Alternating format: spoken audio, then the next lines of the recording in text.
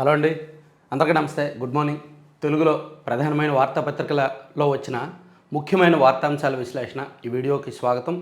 ప్రతి ఒక్కరూ చివరి వరకు చూడండి అండ్ లైక్ చేయండి. కంటెంట్లోకి వెళ్ళిపోతున్నాను. నాలెడ్జ్ ఎకానమీ హబ్గా విశాఖ అని నిన్న విశాఖపట్నంలో కాగ్నిజెంట్ శాశ్వత క్యాంపస్ నిర్మాణానికి సీఎం చంద్రబాబు నాయుడు గారు అండ్ ఐటీ శాఖ మంత్రి నారా లోకేష్ గారుతో సహా ఆ కాగ్నిజెంట్ సిఈఓ ఇండియా సిఎండి వాళ్ళందరూ కూడా పాల్గొన్నారు.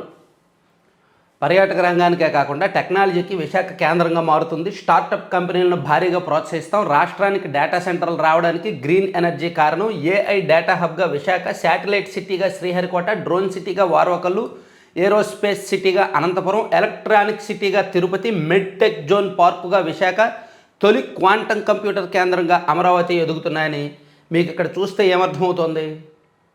వికేంద్రీకరణ.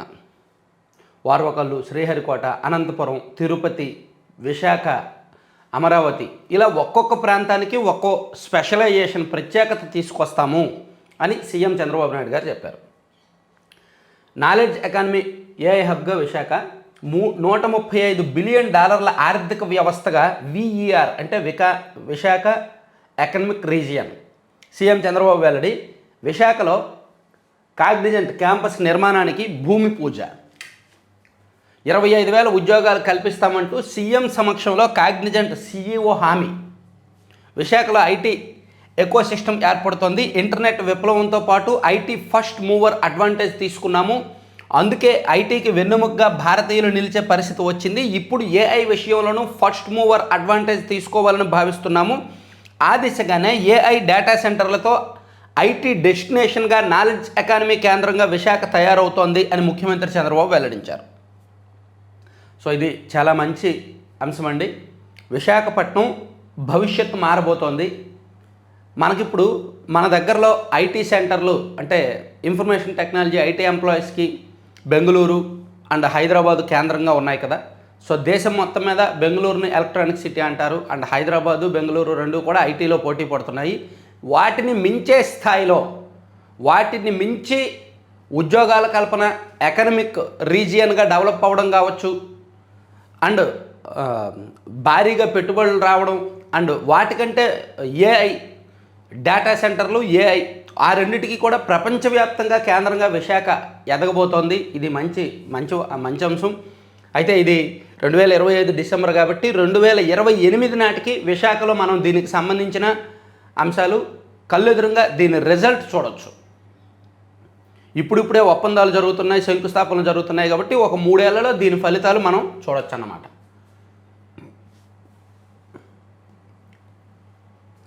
ఘాట్ రోడ్డులో ఘోరం. చింతూరు సమీపంలో యాత్రికుల బస్సు బోల్తా. 9 మంది, 10 మందికి తీవ్ర గాయాలు. స్వల్పంగా గాయపడిన 18 మంది.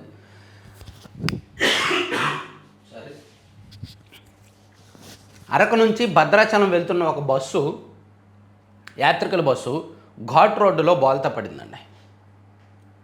చిత్తూరు నుంచి తీర్థయాత్రలకు బస్సులో బయలుదేరారు. వివిధ ఆలయాలను దర్శించారు. అల్లూరు సీతారామరాజు జిల్లా అరకు లోయలో గురువారం సాయంత్రం ఆనందంగా గడిపారు. అక్కడ నుంచి భద్రాచలం సీతారామస్వామి దర్శనానికి వెళ్తుండగా ఘాట్ రోడ్డులో బోల్తా పడ్డారు. ఆ బస్సు బోల్తా పడింది. చింతూరు, మారేడుమల్లి ఘాట్ రోడ్డులో చాలా జాగ్రత్తగా డ్రైవ్ చేయాలి. చిన్న రోడ్డు ఉంటుంది, అనేక మలుపులు ఉంటాయి. ప్రతి 100-200 మీటర్లకు ఒక మలుపు ఉంటుంది. ఆ మలుపులో అప్ అండ్ డౌన్స్ ఉంటాయి. ఒక్కోసారి ఎక్కాల్సి వస్తుంది, ఒక్కోసారి డౌన్ దిగాల్సి వస్తుంది. ఘాట్ రోడ్ అంటే అందరికీ తెలుసు కదా, డ్రైవింగు. ఇలా ముఖ్యంగా యాత్రలకు వెళ్ళే వాళ్ళు, ఒక బస్సు బుక్ చేసుకుని యాత్రలకు వెళ్ళే వాళ్ళకి వేలాపాల ఉండదు. ఆ డ్రైవర్కి సరిగ్గా నిద్ర కూడా ఉండదు. సో అటువంటి వాళ్ళు ఆప్షనల్గా 2 లేదా 3 డ్రైవర్లతో వెళ్ళడం మంచిదన్నమాట. సో ఎన్ని జాగ్రత్తలు తీసుకున్నా ఇలా జరగాలని ఉన్నప్పుడు ఏమీ చేయలేము. సో ఘోరమైన ప్రమాదం ఇది. తర్వాత ఒకే గొడుగు కిందకు ఉన్నత విద్య, వికసిత భారత్ శిక్షా అధిక్షన్ బిల్లుకు కేంద్ర మంత్రిమండలి ఆమోదం. జనగణనకు 11,718 కోట్లు కేటాయింపు. ఉపాధి హామీ పథకం పేరు మార్పు, కొబ్బరి మద్దతు ధర పెంపు.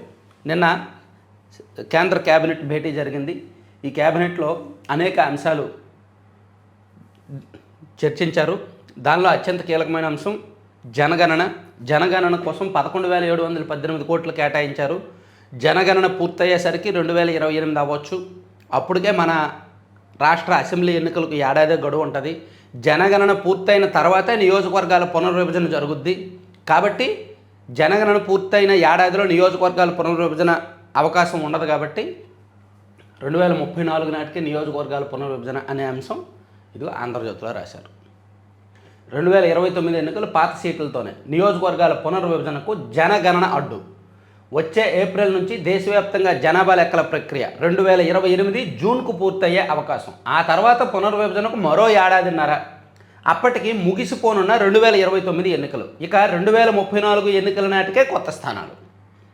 పాపం ముఖ్యంగా అధికార పార్టీలో విపరీతంగా బహుళ నాయకత్వాలు ఉన్నాయి. కొన్ని నియోజకవర్గాల్లో 2-3 లీడర్స్ ఉన్నారు. వాళ్ళు నియోజకవర్గాల పునర్విభజన కోసం వెయిట్ చేస్తున్నారు. సో వాళ్ళందరికీ ఇది చేదు వార్త. అలాగే టెక్ హబ్గా విశాఖ అని నాలెడ్జ్ ఎకానమిక్ సిటీగా అభివృద్ధి చెందుతుంది. కాగ్నిజెంట్ శంకుస్థాపన సభలో సీఎం అని. ఇక్కడ కాగ్నిజెంట్తో పాటు మరో 8 సంస్థలకు కూడా నిన్న శంకుస్థాపన చేశారండి. అది కూడా చూడొచ్చు. అంశాలు ఆంధ్రజ్యోతిలో కూడా హైలైట్ చేశారు. ఇక సజ్జల శ్రీధర్ రెడ్డి ఈయనకు ఒక మద్యం తయారీ కంపెనీ ఉంది. సో ఈయన ఒక డిస్టిలరీని నడుపుతున్నారు. ఈయన మిగిలిన డిస్టిలరీలు మేనేజ్మెంట్ అందరితో కూడా మాట్లాడి ప్రభుత్వ పెద్దలకు ముడుపులు ఇప్పించడంలో కీలక పాత్ర పోషించారు అని ఈయన వేసుకున్న బెయిల్ పిటిషన్ సందర్భంగా సిఐడి కోర్టులో వాదించింది. తాను చెప్పిన కంపెనీలకే మద్యం ఆర్డర్లు ఇవ్వాలని సజ్జల శ్రీధర్ రెడ్డి గత ప్రభుత్వ హయాంలో అధికారులను ఆదేశించారని సిఐడి తరపున సీనియర్ న్యాయవాది సిద్ధార్థ్ అగర్వాల్ శుక్రవారం హైకోర్టులో వాదనలు వినిపించారు. మద్యం విధానం రూపకల్పన కోసం ప్రైవేటు వ్యక్తులు అధికారులతో కలిసి నిర్వహించిన సమావేశాల్లో ఆయన పాల్గొన్నారని తెలిపారు. విధాన రూపకల్పన, మద్యం ఉత్పత్తి చేసే కంపెనీలతో సంప్రదింపులు జరిపి ముడుపులు వసూలు చేయడంలో శ్రీధర్ రెడ్డిది కీలక పాత్ర అని పేర్కొన్నారు. ఈ మేరకు నిందితులు, సాక్షులు వాంగ్మూలాలు ఇచ్చారన్నారు. ముడుపులు ఇచ్చేందుకు ముందుకు రాని ప్రముఖ మద్యం బ్రాండ్ల కంపెనీలకు ఆర్డర్లు ఇవ్వకుండా పక్కన పెట్టారని వెల్లడించారు. మద్యం విధానం వల్ల శ్రీధర్ రెడ్డికి ఆసక్తి ఉన్న ఎస్పీవై ఆగ్రోస్ సంస్థ 1569 కోట్ల మేర లబ్ధి పొందిందన్నారు. ఈ కేసులో ఇంకా సాక్ష్యాలు సేకరించాల్సి ఉందని, ఈ దశలో ఆయనకు బెయిల్ ఇస్తే దర్యాప్తునకు ఆటంకమని వాదించారు. 5 ఏళ్ల అధికారం ఇస్తే మద్య నిషేధం చేస్తామనే హామీతో అధికారంలోకి వచ్చి వాళ్ళని పెంచి పోషించి కంపెనీల దగ్గర ముడుపులు తీసుకొని ముడుపులు ఇవ్వని పెద్ద పెద్ద కంపెనీలను వెళ్ళగొట్టి కకావికలం చేశారు రాష్ట్రాన్ని, మద్యం విధానాన్ని.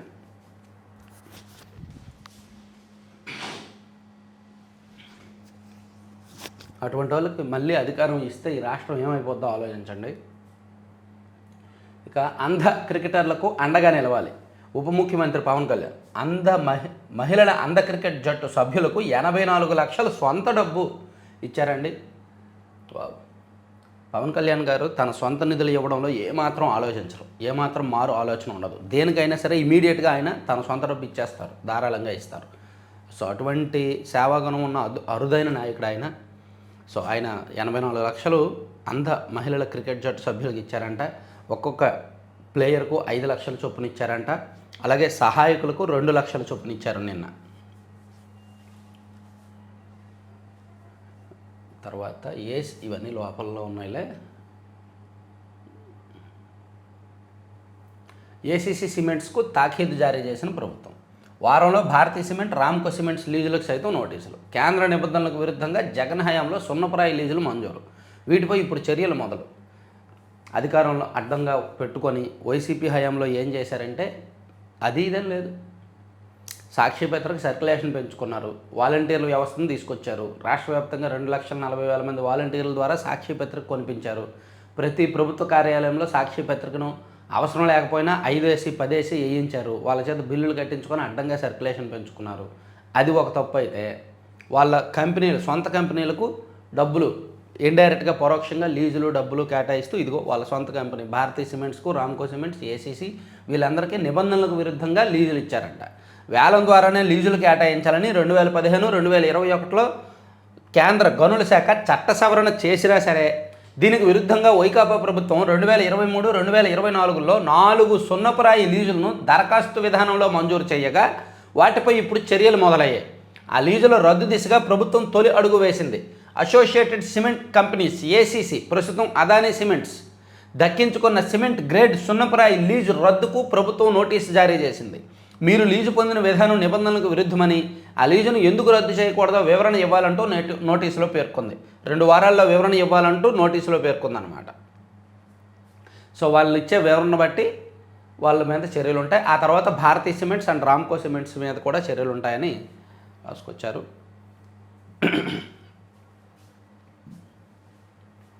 70 ఏళ్ల సేవలకి సెలవు. తుంగభద్రలో మొత్తం 33 గేట్ల స్థానంలో కొత్తవి, పాత తలుపులు తొలగించే ప్రక్రియ ప్రారంభం. తుంగభద్ర 33 గేట్లు, పాత గేట్లు 70 ఏళ్ళ నుంచి ఉన్న గేట్లను తొలగించి కొత్త గేట్లు పెడుతున్నారంటండి. ఇది మంచి అంశం. ఇక ముంచంగి పుట్టులో 3.1 డిగ్రీల ఉష్ణోగ్రత. అల్లూరు సీతారామరాజు జిల్లాలో కనిష్ట ఉష్ణోగ్రతలు కొనసాగుతున్నాయి. ఈ టైంలో లంబసింగి, వంజంగి అవి వెళ్తే ఉంటుందండి, వ్యూ చాలా బాగుంటుంది. జూన్ నాటికి వెలుగొండ జలాలు ఇస్తాం. ఏ జూన్ అండి? ఈ జూనేనా? ఆ జూనా? ఎందుకంటే ఈ మాటలు విని 10 సంవత్సరాలుగా వింటున్నాం. అప్పట్లో 2015లో ఒకసారి సీఎం చంద్రబాబు నాయుడు గారు వచ్చి వేసవి కల్లా ఇది ఖరీఫ్ నాటికల్లా వెలుగొండ జలాలు ఇస్తామని అప్పట్లో చెప్పారు 2015లో. ఆ తర్వాత 2018లో ఒకసారి ఆయన వచ్చారు వెలుగొండ పరిశీలించడానికి. ఏడాదిలో వెలుగొండ జలాలు అన్నారు, ఎన్నికలకు ముందే వెలుగొండ జలాలు అన్నారు. ఆ తర్వాత జగన్మోహన్ రెడ్డి గారు సీఎంగా ఉన్నప్పుడు 4-5 సార్లు వెళ్ళారు. వెళ్ళిన ప్రతిసారి ఒక 6 నెలల గడువులో పూర్తి చేస్తామంటారు, అవ్వదు. ఇదిగో ఇప్పుడు ఈయన వెళ్ళారు. ఆ ప్రాజెక్ట్ని ఏం చేస్తున్నారు? 1996 నుంచి కడతనే ఉన్నారు. కనీసం అక్కడ ఆ 3 గ్రామాలు ఉంటాయి, గొట్టిపడియ, కాకర్ల, గుండంచెర్ల అని విలేజెస్ ఉంటాయి. ఆ ముంపు గ్రామాల తరలింపు ఇంకా ఫైనల్ అవ్వాలా, వాళ్ళకు ప్యాకేజీ ఇంకా ఫైనల్ చేయాల. 12 సంవత్సరాల నుంచి వాళ్ళు అదే గ్రామాల్లో ఉన్నారు. ఆ గ్రామాలకు నిధులు ఎవరు, రోడ్లు వేయరు, వాళ్ళకి సంక్షేమ పథకాలు ఎవరు, ఏమీ ఉండవు పాపం.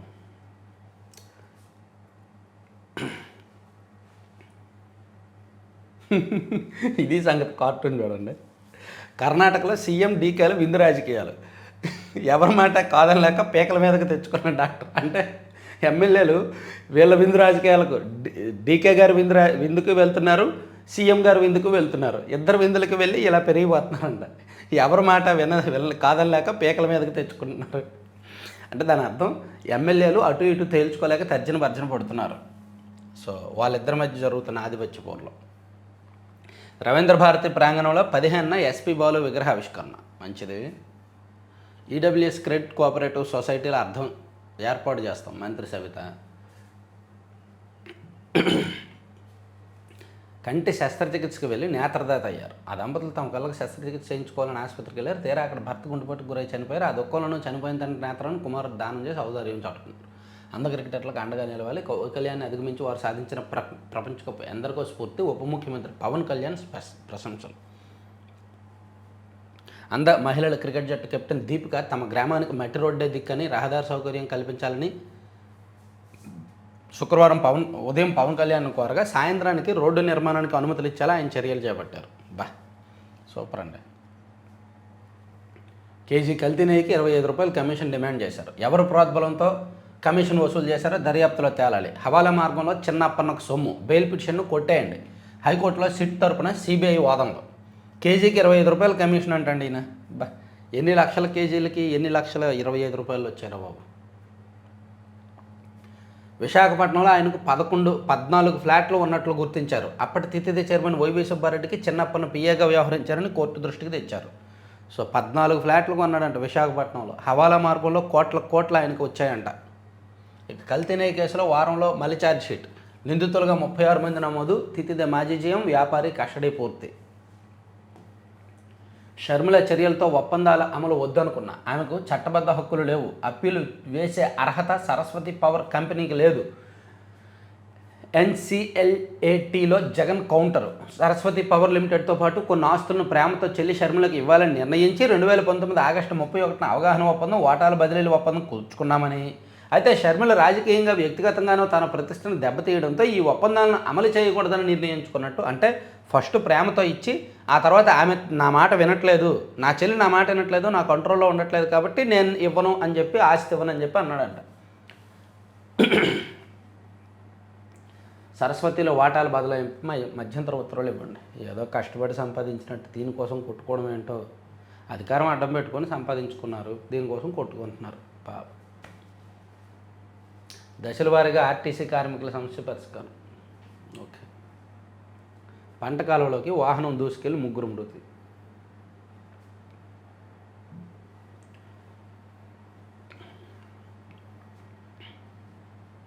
రోడ్డు ప్రమాదంపై ముఖ్యమంత్రి ఆరా. మలుపుల్లో మృత్యుగంటికలు. విశాఖలో $15 బిలియన్ కట్టుబడి కేంద్ర వాణిజ్య సహాయ మంత్రి జితిన్ ప్రసాద్.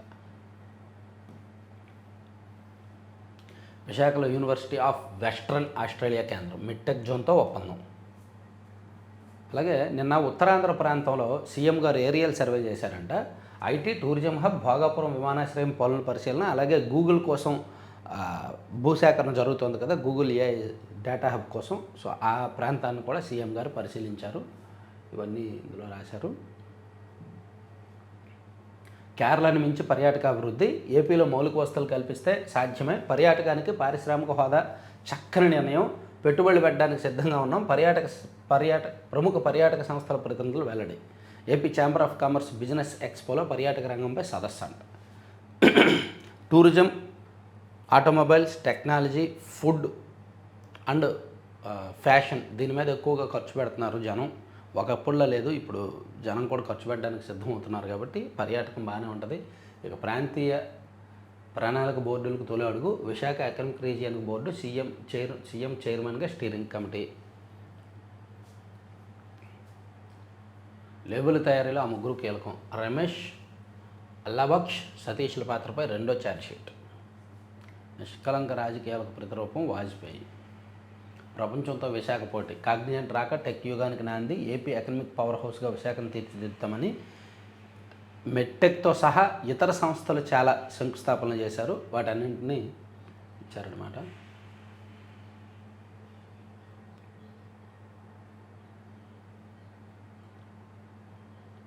బాగుంది. సో ఈనాడుకి పక్కన పెట్టి సాక్షికి వెళ్తే, సో వీడియోని ప్రతి ఒక్కరు లైక్ చేయండి. మీ ప్రతి లైక్ ఇంపార్టెంట్, లైక్ చేయడం మర్చిపోద్దండి. ఇక ఆగని అప్పుల పరుగు, బాబు గారి లిక్కర్ బాండ్లు, ఎక్సైజ్ బాండ్ల రూపంలో 5,490 కోట్ల రుణం అంటండి. రాబోయే మద్యం ఆదాయం తాకట్టు పెట్టి అప్పు. వావ్. 2014 నుంచి 19 వరకు సీఎంగా చంద్రబాబు గారు పనిచేసినప్పుడు ఈ పని చేయలే, కానీ 2024లో సీఎం అయ్యాక ఈ పని చేస్తున్నారంటే ఎవరు నేర్పించారు ఆయనకు ఈ ఆలోచన? అసలు ఎవరు ఇచ్చారు ఆయనకు? గత ప్రభుత్వం. వాళ్ళు ఒక 20,000 కోట్లు చేశారు కదా మద్యం ఆదాయాన్ని తాకట్టు పెట్టి, ఈయన కూడా చేస్తున్నాడు. అప్పులు చేయాల్సింది తప్పనిసరి పరిస్థితి. సంపద సృష్టిస్తామని ఎవరు గాలి కబుర్లు చెప్పినా నమ్మకూడదు. అప్పులు చేసే నడిపించాలి బండి. బాండ్ల జారీపై జీవో లేదు, గుట్టు చప్పుడు కాకుండా వ్యవహారం. ఏకంగా 9.15% అత్యధిక వడ్డీ రేటు. నాడు తక్కువ వడ్డీతో తక్కువ అప్పులు చేసినా శ్రీలంక అయిపోతుందని యాగి సంపద సృష్టిస్తానని చెప్పి ఎక్కువ వడ్డీతో ఎక్కువ అప్పులు చేస్తున్న చంద్రబాబు 18 నెలల్లోనే బాబు గారి అప్పులు 2,66,175 కోట్లు. 5 ఏళ్లలో జగన్ ప్రభుత్వం చేసిన అప్పులలో 80% 18 నెలల్లోనే దాటేసిన బాబు ఎక్కువ అప్పులే కాదు, వేగంగా అప్పులు చేయడంలోనూ బాబు గారే టాప్.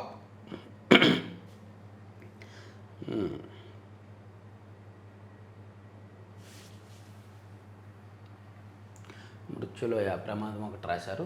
తర్వాత 2027 జూన్ 26 నుంచి గోదావరి పుష్కరాలు జరగబోతున్నాయండి 12 రోజుల పాటు. ఇక 24వ తేదీన ఏపీ కేబినెట్ భేటీ జరగబోతుంది, నిర్వహించబోతున్నారు ఈ నెల 24న. తర్వాత కిలోమీటర్కు 180.35 కోట్లు. ఇది యాక్సిస్ రోడ్డును NH16తో అనుసంధానించే పనుల కాంట్రాక్ట్ విలువ. ఓ నాయన, కిలోమీటర్కు 180 కోట్ల? ఏం కడతారండి ఆయన? కిలోమీటర్కు 180 కోట్ల. 511.84 కోట్లతో టెండర్ నోటిఫికేషన్ జారీ. 4.05 యాక్సెస్తో 532.57 కోట్లకు కోట్ చేసిన L1గా నిలిచిన NCC. ఆ సంస్థకే పనులు అప్పగిస్తూ కేబినెట్ ఆమోదముద్ర. దాంతో ఖజానాపై అదనంగా 20.73 కోట్ల వారు. కిలోమీటర్ 150 కోట్లు ఖర్చు అంటే ఎంత దారిమలుద్దో, ఎంత పక్కకి వెళ్తుందో చూడండి. ఉన్నాయి అంటే ఈ చిలక్కొట్టుళ్ళు, రాజధాని పనుల్లో చాలా వరకు చిలక్కొట్టుళ్ళు ఉన్నాయి. ఆ చిలక్కొట్టు అనేది 5% 10% అయితే పర్వాలేదు, కానీ ఎక్కువగా అనిపిస్తుంది. ఇంకా అధికారం చేతికి వచ్చిన తర్వాత ప్రతి ఒక్కరికి ఇది ఒకటి అలవాటు. NCC ఆల్రెడీ రాజధానిలో చాలా పనులు ఎన్సీసీ సంస్థకి ఇచ్చారు, ఇప్పుడు ఇది రోడ్డు కూడా ఇచ్చారంట.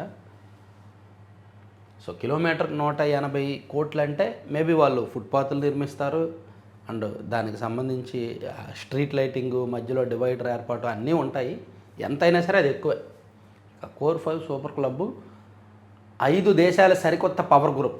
ఇప్పటిదాకా అత్యంత బలోపేతమైన కూటమిగా ఉన్న G7 వైభవాన్ని తోసిరాజంటూ అత్యంత శక్తివంతమైన సరికొత్త కూటమి ఒకటి ఆవిర్భవించే అవకాశాలు ఉన్నాయంటండి. దీనిలో భారత్ ప్రధాన పాత్ర పోషించబోతోందంట. కోర్ 5 అంటే భారత్, చైనా, రష్యా, ఇండియా, సింగపూరా, 6వ పేజీకి వెళ్దాం. ఎవరో మరి ఆ పేరు నాకు తెలియదు, ఆమె ఎవరో.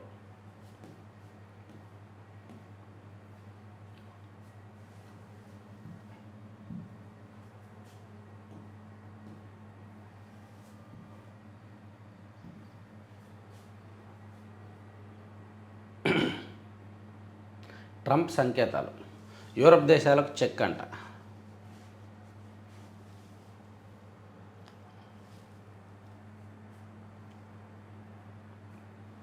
జపాన్, ఓకే, తకాయిచి జపాన్ అధ్యక్షుడు. సరే, ఈ సాక్షి పక్కన పెట్టేయచ్చా? అంతే నా సాక్షులు ఇంకేం లేవమ్మా, ఇంకేం రాయలేదా మీరు? కథం తొక్కిన అంగన్వాడీలా డిమాండ్ల సాధన కోసం రాష్ట్ర వ్యాప్తంగా అన్ని కలెక్టరేట్ల ఎదుట ధర్నాలు.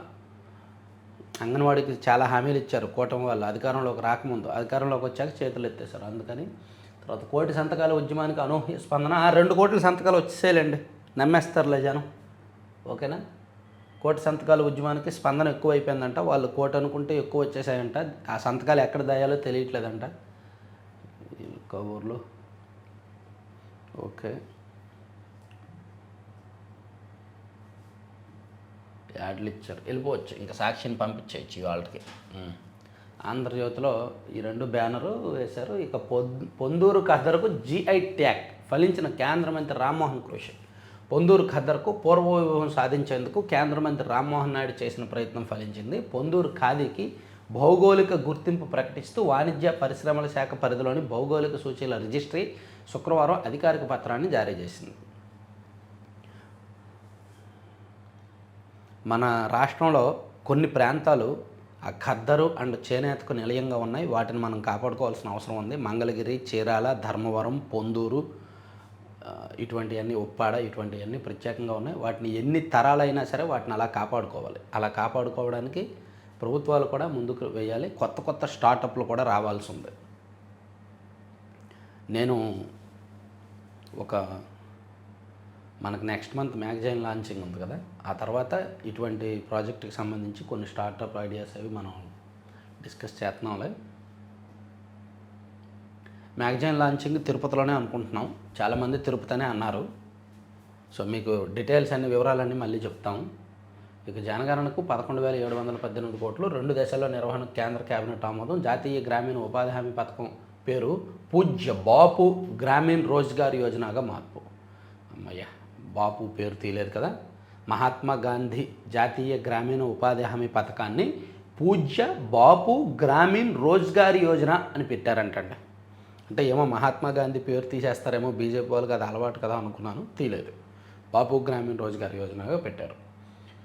పని దినాల సంఖ్య 100 నుంచి 125కు పెంచారు. ఎండు కొబ్బరి కనీస మద్దతు ధర పెంచడానికి కూడా వేశారు. అలాగే బీమా రంగంలో 100% విదేశీ ప్రత్యక్ష పెట్టుబడులకు ఓకే. ఉన్నత విద్య నియంత్రణకు ఒకటే నియంత్రణ సంస్థ. ఓకే, తర్వాత ఘాట్ రోడ్డు ప్రమాదం. తర్వాత బీజేపీ జాతీయ అధ్యక్షుడిగా ధర్మేంద్ర ప్రధాన్. పార్లమెంటు సమావేశాలు ముగియగానే ప్రక్రియ వేగవంతం.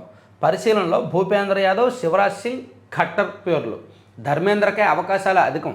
కొత్త ఏడాదికి కొత్త అధ్యక్షుడు. ఇప్పటికే 29 రాష్ట్రాల్లో పూర్తయిన బీజేపీ సంస్థాగత ఎన్నికలు. యూపీ, కర్ణాటక పార్టీ అధ్యక్షుల ఎంపిక మాత్రమే పెండింగ్. ఓకే, అవును నేను విన్నాను. పోలీసులకు సహాయకుడు వీరస్వామి అన్బురుసు వాంగ్మూలం. డైరీలో సంతకం చేసి కట్టా రాజు దగ్గర 8 లక్షలు తెచ్చా. జయచంద్రారెడ్డి సూచనతో ఆ నగదు పిఏ రాజేష్ చేతికి ఇచ్చా. ఇంట్లోని స్కార్పియోలోనే నకిలీ మద్యం సరఫరా. ఆయన గిరిధర్ రెడ్డి జనార్దన్ రావు కలిసి పనిచేశారు. ఆయన ఆదేశాలతోనే నా ఫోన్ను ధ్వంసం చేశారు. మొలకల చెరువు కేసులో అన్బుర్సు remand report. So Jayachandra Reddy Thamballapalle నుంచి టీడీపీ తరపున పోటీ చేసి ఓడిపోయి తంబలపల్లి ఇన్ఛార్జిగా కొన్నాళ్ళ పాటు పనిచేసిన జయచంద్రారెడ్డికి సంబంధించిన అక్రమ మూలాలు, మద్యం, నకిలీ మద్యంలో ఆయన ఎంతవరకు ఇన్వాల్వ్ అయ్యాడు, ఆయన ఎంతవరకు అక్రమాలు పాల్గొన్నాడు అనేది ఇప్పుడు బయటకు వస్తున్నాయి వివరాలన్నీ కూడా. భారతీయులు మాత్రమే ఓటర్లుగా నమోదయ్యేలా చూసే అధికారం ఈసీదే. ఓటర్ల సమాచారం తనిఖీ చేయడానికే ఎస్ఐఆర్, పౌరసత్వాన్ని గుర్తించడానికి కాదు సుప్రీంకోర్టు. పశ్చిమ బెంగాల్లో 58 లక్షల ఓట్ల తొలగింపు. మమతా నియోజకవర్గంలో 44,717 ఓట్లు, సువేందు అధికారి సెగ్మెంట్లో 10,599 వివరాలు వెల్లడించిన ఈసీ. ఓటర్ల జాబితా ప్రత్యేక సవరణపై ప్రస్తుతం నడుస్తున్న రాజకీయ వివాదం దుమారంగా మారే సూచనలు కనిపిస్తున్నాయి. పశ్చిమ బెంగాల్ మొత్తం మీద 58 లక్షలకు పైగా ఓటర్లను జాబితాల నుంచి ఈసీ తొలగించిందండి. వామో, అంటే ఈ ఓట్లన్నీ, దొంగ ఓట్లన్నీ ఎక్కడి నుంచి తెచ్చారండి? అందుకే అంత రివర్స్ అవుతున్నారు, అందుకే వరుసగా గెలుస్తూ ఉన్నారేమో. ఇండిగోపై కాంపిటీషన్ కమిషన్ నజర్, పోటీ నిబంధనలను ఉల్లంఘించిందా అనే అంశంపై పరిశీలన కొనసాగుతున్న డీజీసీఏ దర్యాప్తు 4 ఫ్లైట్ ఆపరేషన్ ఇన్స్పెక్టర్లపై వేటు.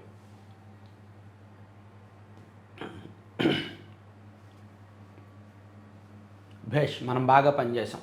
వందే మాత్రం ఎస్ఐఆర్పై ప్రభుత్వ వాదనలో తిప్పికొట్టాం. కాంగ్రెస్ ఎంపీలతో భేటీలో రాహుల్ గాంధీ. ఆ మాత్రం ఆత్మసంతృప్తి ఉండాలి, లేకపోతే ఉండలేరు, రాజకీయాల్లో ఉండలేరు. సుదీర్ఘకాలం విమాన ఛార్జీలపై నియంత్రణ విధించలేం, కేంద్ర మంత్రి రామ్మోహన్ నాయుడు. సో ఇవన్నీ ఆంధ్రజ్యోతి, నేషనల్ అంశాలు. ఆంధ్రప్రభలో చూసుకుంటే విశాఖకు సంబంధించి బ్యానర్లు. ఆంధ్రప్రభలో ప్రజెంటేషను కొత్తగా ఉంటుంది, పెద్ద పెద్ద ఫోటోలు వేస్తారు, ఆ పక్కన పెద్ద పెద్దవి రాస్తారు, అంటే డిఫరెంట్గా ప్రజెంట్ చేస్తారు వీళ్ళు. 3 లక్షలు అంటే విశాఖకు సంబంధించిన ప్రోగ్రామ్నే వేశారు చూడండి. ఫస్ట్ పేజీలో దాదాపుగా 50%.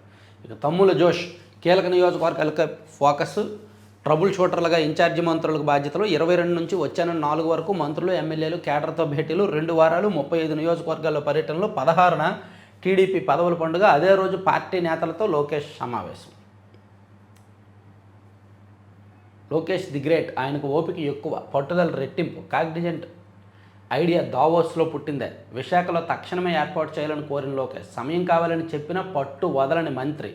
వైసీపీ వాళ్ళకి చెప్పండి, లోకేష్ గారిని పాపం ఎవరైనా జాకీలు పెట్టి లేపారు అని వైసీపీ వాళ్ళు అనుకుంటున్నారు. ఆయనకు జాకీలు పెట్టి లేపాల్సిన పని లేదు, ఆల్రెడీ టాప్లో ఉన్నాడు, మొండిగా పనిచేస్తున్నాడు ఆయన. లోకేష్ గారు ఎలాగో ఉండాల్సిన వ్యక్తిని ఎలాగో తయారు చేసి ఈ స్థాయిలో నిలిపిన ఘనత వైసీపీ వాళ్ళదే. సో ఇప్పుడు ఆయన రాష్ట్రాన్ని ఆ స్థాయిలో నిలిపే పనిలో పడ్డాడనమాట. డిజిటల్ పద్ధతిలో జన కులగణన, 2 దశల్లో జనగణన, 11,718 కోట్ల కేటాయింపు. ఢిల్లీ వాయు కాలుష్యంపై అధికార విపక్షాల యాకం. సో ఇవన్నీ ఆంధ్రప్రభలో ఇచ్చారు. ఆల్మోస్ట్ విశాఖకు సంబంధించిన అంశాలు ఎక్కువ వేశారండి. దీనిలో ఒక్కసారి నేషనల్ అంశాలు చూసి ముగిద్దాం. ఉజ్జయిని యువ రైతు రక్తదాన ఉద్యమం. 300 వీధి కుక్కలకు నిత్యం రొట్టెలు, పాలు. బోధి వృక్షం కింద ధ్యానం చేస్తే జ్ఞానోదయం కలుగుతుందని ఎక్కడెక్కడి నుంచో జనం బీహార్లోని బుద్ధగయాకు వస్తుండగా ఆకలితో అలమటించే మోగజీవాల సేవలో బౌద్ధ సన్యాసిని అనిజ్ఞాన్ లామో ఆ అనుభూతిని పొందుతున్నారు. కాంగ్రెస్ దిగ్గజ నేత శివరాజ్ పాటిల్ కన్నుమూత. ఇప్పటి వరకు ఒక్క అధికారిపైన కోప్పడలేదు, రోజు నిద్రపోయేది 3.5 గంటలే. ఎన్డీఏ ఎంపీలకు ఇచ్చిన విందులో ప్రధాని మోదీ.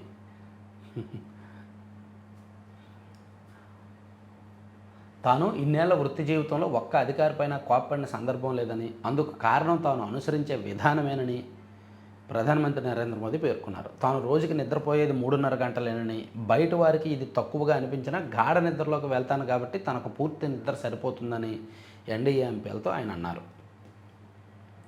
కోపాన్ని చించిపడేస్తా, కోపాన్ని నిగ్రహించుకోవడానికి తాను పాటించే విధానాన్ని కూడా ప్రధాని మోదీ ఎంపీలతో పంచుకున్నారు. విమాన తోకకు పారాషూట్ ఎక్కి 15,000 అడుగుల ఎత్తున వేలాడి చైనా నిపుణులకు త్వరితగతిన వేశాలు, నిబంధనలు సడలించిన భారత్. ఒక్క సిగరెట్ వల్ల ఏమీ అయిపోదు, చర్యలను సమర్థించుకున్న TMC MP Saugata Roy. Parliament పరిసరాల్లో సిగరెట్ తాగడాన్ని తృణమూల్ ఎంపీ సౌగతారాయ్ సమర్థించుకున్నాడంట. తన గురించి కాకుండా ఢిల్లీలో నెలకొన్న వాయు కాలుష్యంపై కేంద్రం దృష్టి సారించాలన్నారు. పార్లమెంట్ ఆవరణలో సిగరెట్ తాగడం ఏంటి, తిరిగి సమర్థించుకోవడం ఏంటి? 85వ పడిలోకి శరద్ పవార్ శుభాకాంక్షలు తెలిపిన ప్రధాని మోదీ. సో ఇవండి 4 పత్రికల్లో వచ్చిన వార్తాంశాలు. చివరి వరకు చూసిన ప్రతి ఒక్కరికి ధన్యవాదాలు. దయచేసి లైక్ చేయండి అండ్ మీ మిత్రులందరికీ కూడా వీడియో లింక్ షేర్ చేయండి. సబ్స్క్రైబ్ చేసుకోమని చెప్పండి. Thank you very much.